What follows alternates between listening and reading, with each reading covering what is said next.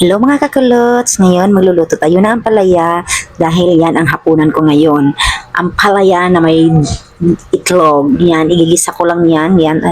Pagkatapos, hinihiwa ko muna yan. Tsaka kinukuha ko ng buto, yung buto ng ampalaya. Tsaka mga kakulots, bago ko yan hinihiwa, hinugasan ko na yan lahat ng mga sangkap para ready to prepare na siya. Tsaka ready to cook. Ay, may English pa, no? Yan, mga kakulat, sinihiwa ko ng maliit-liit lang kasi pag pinakapal mo, tagal siyang maluto. Ayan, may manipis-lipis na siya, pero hindi masyadong manipis, ha?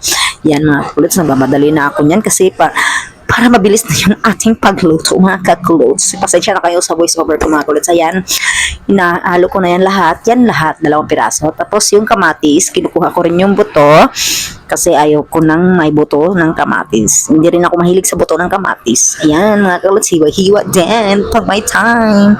Ayan, mga kakulots. Ayan, hinihiwa ko na yan. Tapos yung sibuyas. Ayan ha, hinuhugasan ko na yan lahat para prepare na lahat, para hindi na siya pabalik-balik na maghugas. Ayan. Tapos malinis na yung kamay ko, mga kakulots. Tingnan nyo, basang-basa na yan sa kamatis. Tapos yung bawang. Yung bawang, mga kakulots, dinodurog ko siya.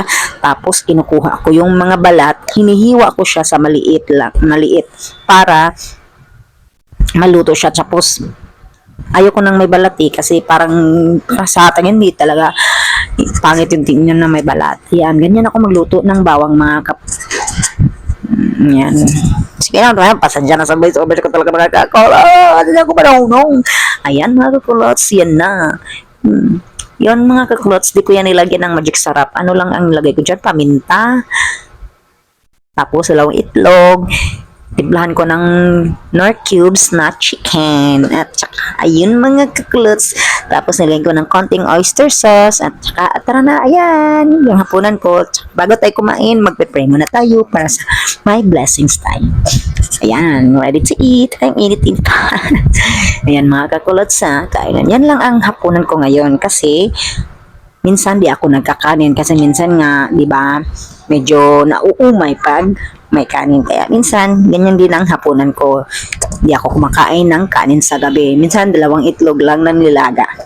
Okay lang siya kasi di naman good cholesterol lang naman yun ang nasa itlog. Huwag kayong maniwala dun na pag maraming di good cholesterol ang nasa itlog. Hindi itlog ng ha. Huwag niya isip ka na, itlog lang yan.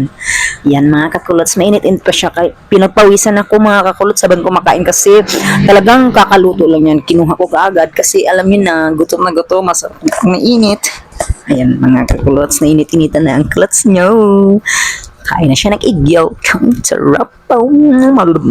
Sarap talaga. Yun. Yan, mga kakulots, ha. Kain ng kain na. Sarap itlog. Ayan. And that's all for tonight, mga kakulots. Bye-bye. Thank you for watching.